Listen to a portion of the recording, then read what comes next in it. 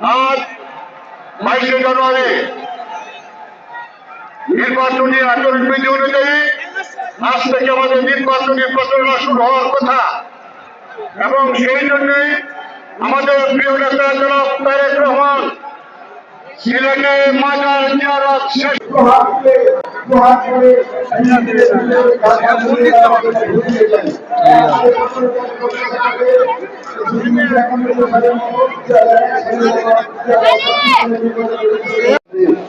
নেতা জালেম শাসক আজকে বিদায় নিয়েছে, দেশ ছেড়ে পালিয়েছে।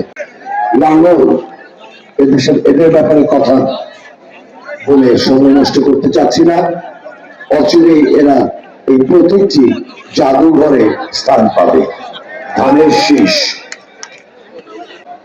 আমাদের প্রতিষ্ঠাতা শহীদ রাষ্ট্রপতি জিয়া রহমান তার জীবন দিয়ে সেটা প্রমাণ করে গেছে।